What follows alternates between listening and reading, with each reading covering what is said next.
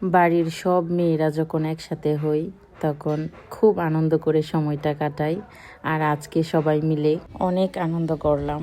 আসলে এই স্মৃতিগুলো সব সময় থেকে যাবে। আর আমরা সবাই একসাথে হয়েছি ঈদের সময়, তো ওই আনন্দটা সবাই ভাগাভাগি করে নিলাম। আসসালামু আলাইকুম, কেমন আছেন সবাই? আলহামদুলিল্লাহ, আমরাও খুব ভালো আছি। নতুন আরও একটি ব্লগে আপনাদের সবাইকে স্বাগত জানাচ্ছি। তো অনেক দিন পর আম্মাকে বললাম চাপা শুটকির এই ভর্তাটা করতে, কারণ খুব ইচ্ছে করছে মাংস খেয়ে, তো চাপা শুটকি ঝাল ঝাল ভর্তা খেতে। তো আম্মার হাতের এই পাটায় বাটায় ভর্তাটা খুবই মজা হয়, তো ওই জন্য আম্মা ভর্তাটা করলো আর পেট ভরে ভাত খেয়েছিলাম। তো তারপর আমার দুলাভাই তৃতীয় একটা পুরস্কার পেয়েছে একটা অনুষ্ঠান থেকে, তো ওইটা নিয়ে আসলো।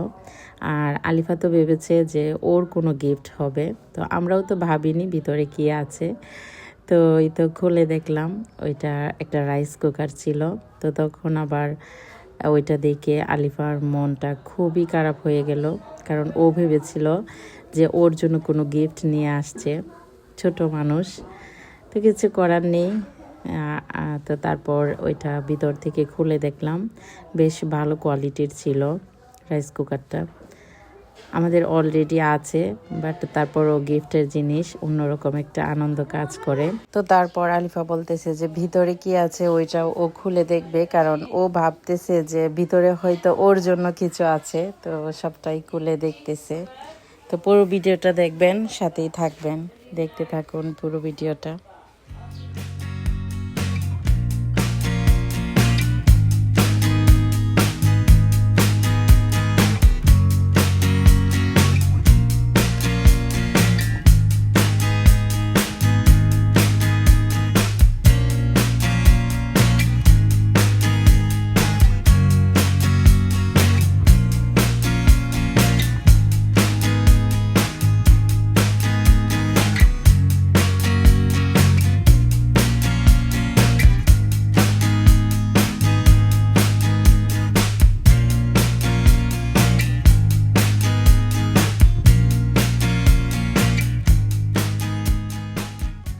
তো তারপর আলিফা বুড়ি এক দৌড় দিয়ে বাইরে চলে গেল, আর আমার চাচা ধান শুকাতে দিয়েছে আমাদের ঘরের সামনে।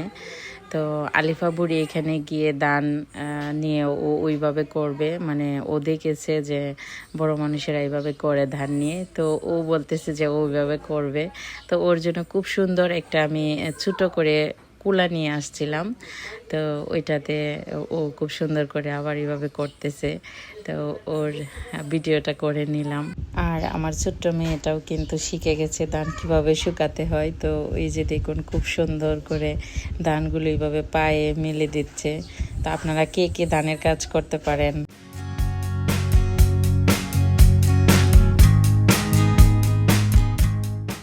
তো তারপর বাড়ির সব মেয়েরা মিলে আনন্দ করলাম। আর ঈদের ছুটি শেষ, সব বাচ্চাদের স্কুল খোলা হয়ে যাচ্ছে, তো সবাই যে যার স্থানে চলে যাবে। আর আমাদের বাড়ির সব মেয়েরা যখন একসাথে হই ঈদে বা যে কোনো সময়, তখন আমরা পিকনিক করি বা কোথাও ঘুরতে যাই, বা বাড়িতেই কোনো একটা কিছু দিয়ে মানে খেলাধুলার একটা আয়োজন করে থাকি। তো এইবার আর কোনো জায়গায় ঘুরতে যাওয়া হয়নি, কারণ প্রচণ্ড গরম। বাচ্চাদেরকে নিয়ে গেলে তো বাচ্চারা অনেক অসুস্থ হয়ে যাবে, তো এই ভেবে আর কোথাও যাওয়া হয়নি, আর পিকনিকেও কেউ করেনি। তো সবাই বলতেছে তখন তাহলে বাড়িতেই কিছু একটা করা হোক। তো সবাই বলতেছে যে রংকেলা হোক, রংকেলাটা তো ভালো লাগে, তো তার জন্য এই আয়োজন করা। তো বাচ্চারা আসলে এটাতে খুব বেশি আনন্দ পেয়েছিল। আর আমার মেয়েটা তো একদম পুরো পাগল, মানে ও যে কোনো কিছুতে আসলে সবচেয়ে বেশি আনন্দ মানে করে সব বাচ্চাদের চাইতে। তো এইখানেও তাই হলো, মানে অন্য বাচ্চারা যেভাবে দাঁড়িয়ে আছে সব বাচ্চাদেরকে আমার মেয়েটা গিয়ে রং দিয়ে দিচ্ছে সবার মুখে মুখে, তো বড়দেরও দিয়ে দিয়েছে। আর আলিফা নিজেও ওর মুখে দিল, তো অন্য বাচ্চারাও আলিফাকে দিয়ে দিয়েছে।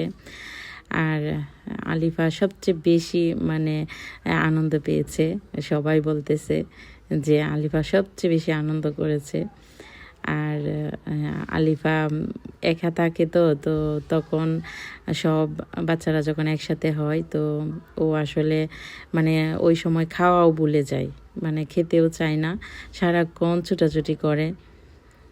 তো আবার যখন সবাই চলে যায় তো ও খুব আপসেট হয়ে পড়ে, কারণ আবার একা হয়ে যাচ্ছে ও। তো আমরা সবাই মিলে রং খেললাম আর খুব আনন্দ করলাম। এই স্মৃতিটুকু সবসময়ই থাকবে। আর আলিফারা বা অন্য বাচ্চারা যখন বড় হবে তারাও ওটা দেখতে পাবে যে আমরা সবাই একসাথে আনন্দ করেছিলাম, তখন তারা কত ছোট্ট ছিল। তো এই ভেবে আসলে সব কিছুই করা। তো তারপর অনেকক্ষণ সবাই আনন্দ করলাম। তো তারপর দুপুরের খাওয়া দাওয়া করব, দুপুরের টাইম হয়ে গেছে। আর আমার বড় আপার হাতের বিরিয়ানি রান্না তো অন্যরকম টেস্ট, মানে অতুলনীয়। তো বড় আপা বিরিয়ানি রান্না করলো গরুর মাংস দিয়ে, খুব খুব মজা হয় ওর হাতের বিরিয়ানি। একদম আমরা যখন পিকনিক করি তখনও ও রান্না করে দেয়, তারপরে যে কোনো প্রোগ্রাম হলেই ও রান্না করে দেয়। তো ওর হাতের বিরিয়ানি আসলে ভাইরাল হয়ে গেছে। তো সবাই শুধু বলে যে কোনো একটা অনুষ্ঠান হলেই বলে যে ও রান্না করতে। তো যাই হোক, তারপর আমিও নিয়ে নিলাম আর সবাই একসাথে খেতে বসছে। তো অন্যরা আগে বসে গেছে আর আমি আলিফাকে খাইয়ে তারপর আমিও বসে গেলাম খেতে। আর মাংসটা এত সফট হয়েছিল, বিরিয়ানিতে মাংসটা সফট হলে খুব বেশি ভালো লাগে। তো এই তো এখানে রাহিল বসে গেছে খেতে, জমজম ছিল। তারপর আমার দুলাভাই, আমার বড় বোন, তো সবাই মিলে একসাথে খাওয়া দাওয়া করলাম আলহামদুলিল্লাহ। তারপর খুব গরম পড়েছে, মানে এতটা গরম যে এটা আসলে যারা বাংলাদেশে আছে তারা বলতে পারবে। তো এই যে ঠান্ডা ঠান্ডা একদম কোল্ড ড্রিঙ্কস খেয়ে নিলাম।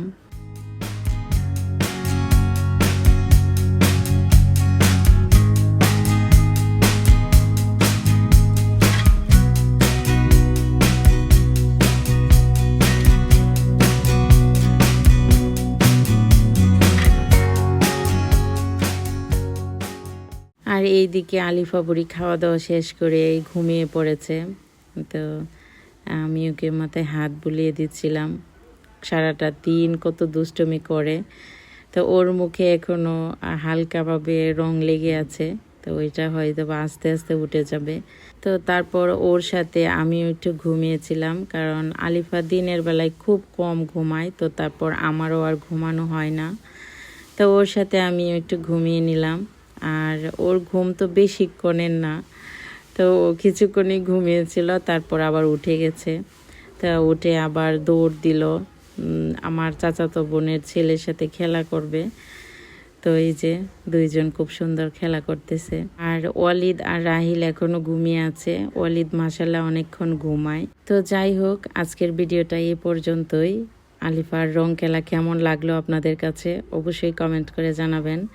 পুরো ভিডিওটি দেখে থাকলে অবশ্যই লাইক করে সুন্দর একটি মন্তব্য রেখে যাবেন। সবাই ভালো থাকবেন, সুস্থ থাকবেন, আর জীবনে যেই কয়টা দিন আল্লাহ বাঁচিয়ে রাখে চেষ্টা করবেন আনন্দ করে কাটাতে। সবাইকে শুভ সন্ধ্যা, আল্লাহ হাফিজ।